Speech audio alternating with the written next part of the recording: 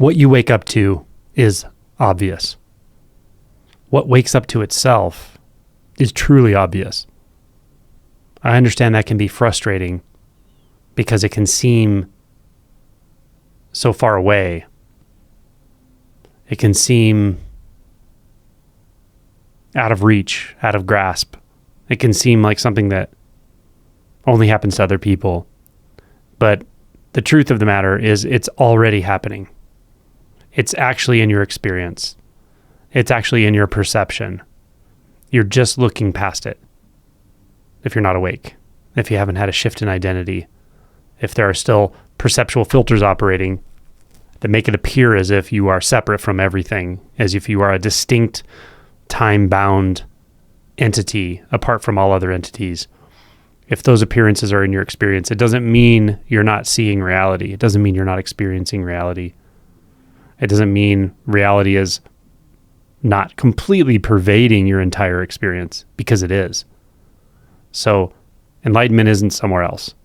Enlightenment isn't some other way than things are. However, if that's not obvious in the moment, it's not because you haven't done the right things. It's not because you aren't the right person. It's not because you have so much shame. It's not because your mind's making a lot of noise. It's simply because you're overlooking it somehow. All of those things I named kind of go into it. Some repressed emotion, some thought, and so forth. But even all of that can still be there.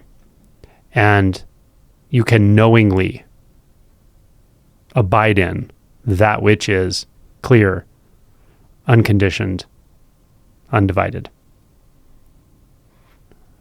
However, those repressed emotions, those unexamined beliefs, the movement of thoughts, they're enticing in a certain way.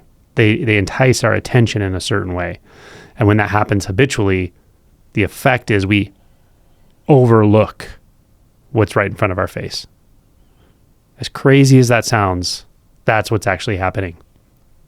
So it's important for me to say this periodically because I find some of the strangest things happening. For instance, people who follow this type of teaching or pointing and do the work and have shifts and shifts and shifts. And then finally they have kind of the final shift in some sense where they just see reality as it is. They experience reality as it is all the time without filters, which is often rather surprising in many aspects. It's surprising in how clear it is. It's surprising in how obvious it is. It's surprising that they know now by the nature of the experience itself that they didn't do anything to cause it, that there's no map, there's no path.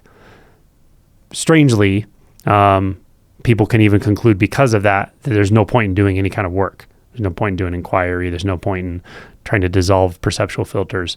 That's a misunderstanding, but that's okay. It usually clarifies with deeper, not necessarily deeper because the realization is already deep, but with some maturing of the insight itself, that usually clarifies of like, oh, yeah, I did some work too, and that also resulted in me seeing reality as it is. So there is something about the way we get enticed into the mind and thought that makes us think, oh, someone else has it, or it's the way they're talking about it, or that guy's talking about it, or I don't quite have it right. You know what I'm saying? Like these thoughts of I'm not enough, I don't get it, I haven't figured it out yet. Those all play into it. But none of those are any real obstruction because reality is unobstructed. Reality is by nature unobstructed. It's right here. It's right where you are all the time. Just look around and let go of your insistence that it's not. Look around. Notice the movement of thought. Notice the movement of consciousness. And let go of the tendency to grab a belief, a thought that says, I don't get it. I don't have it. I haven't had an awakening. I don't know what awareness is. It's non-abiding for me. I haven't, whatever. And then start thinking about the things you hear me say or another teacher or whatever. Just notice as that process is happening that you're already there. The reality of unbound consciousness is already true. You can't make it more true than it already, it's just true. So you're not going to produce something. Yeah. It's just a matter of kind of remembering it in a very direct way. How do you remember it? You stop forgetting it. You stop actively forgetting it by grasping the next thought and grasping the next thought and grasping the next thought. That's it.